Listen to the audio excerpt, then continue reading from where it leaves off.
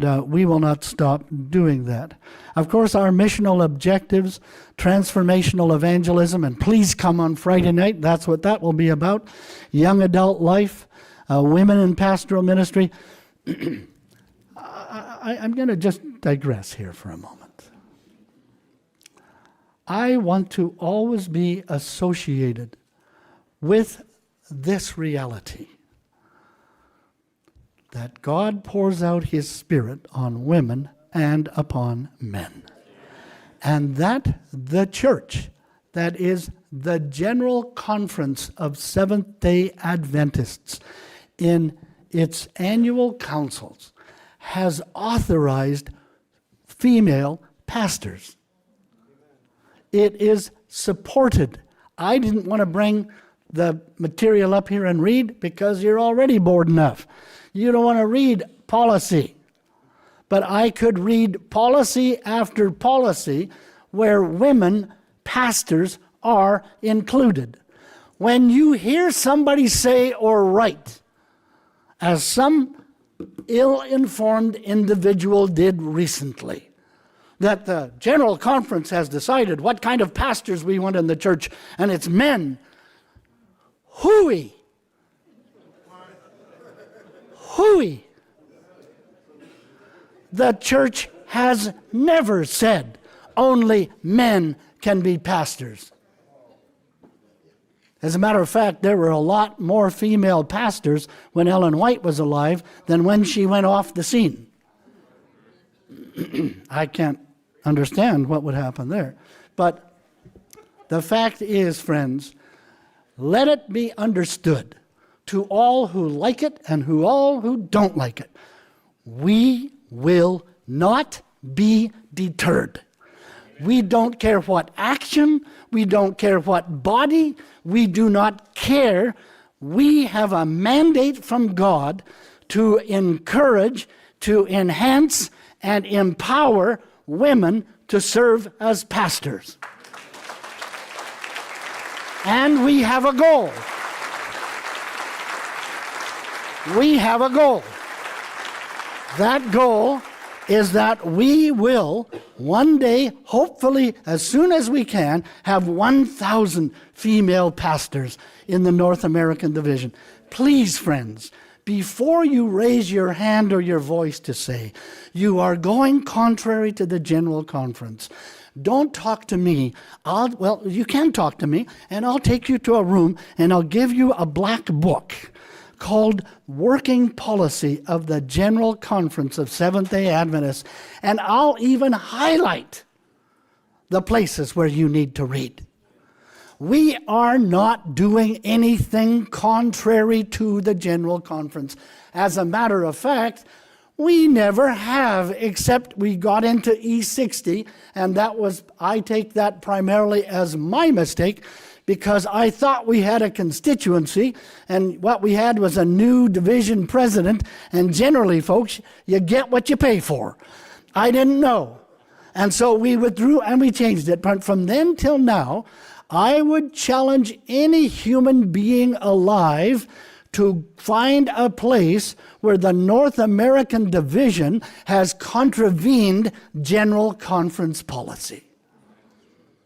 I laid that down as a challenge. So I just wanted to make that little point. I hope you all understand, because to be honest, I'm getting really tired of the baloney that comes through our fake news outlets and through other places. I'm tired of it. It's baloney. Hooey. You know, we do get worked up from time to time.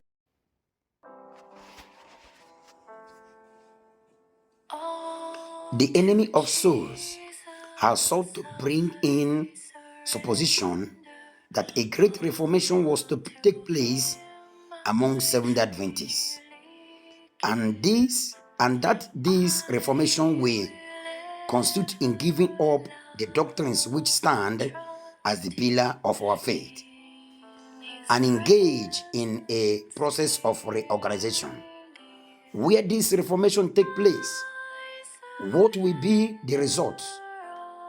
The principle of the truth that God, in His wisdom, has given to the remnant church will be discarded.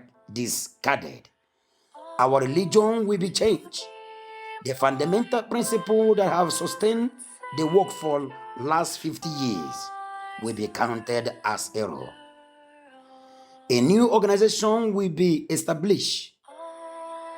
Books of new order will be written. A stream of intellectual philosophy will be introduced.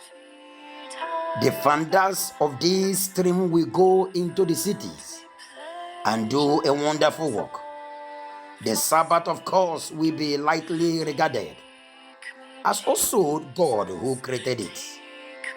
Nothing will be allowed to stand in the way of the new movement. The leaders will teach that virtue is better than vice, but God being removed, they will place their dependence upon human power, which without God is worthless. Their foundation will be built in the sound, and storm and tempest will sweep away the structure. Selected Messages, Book 1, page 204. Page 204. Thank you.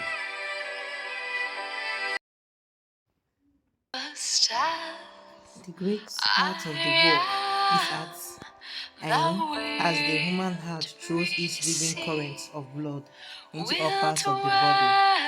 So does the management at this place. The headquarters of our church affect the whole body of our believers. If the physical heart is healthy, the blood that is sent from it through the system is also healthy. But if this fountain is impure, the whole organism becomes diseased by the poison of the vital fluid. So it is with us. If the heart of the work becomes corrupt, the whole church in its various branches and interests scattered abroad over the face of the earth suffers from consequences.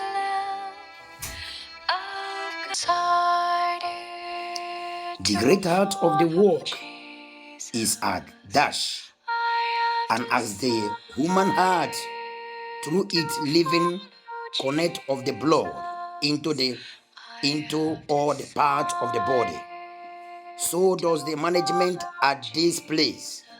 The headquarters of our faith affect the whole body of believers. If the physical heart is healthy, the blood that is sent from it through the stream is also healthy. But if this fountain is impure, the whole organism becomes diseased by the portion of the virtual flow. So it is with us. If the heart of the work become corrupt, the whole church in its various branch and intakes scattered abroad of all face of the earth suffer the consequence.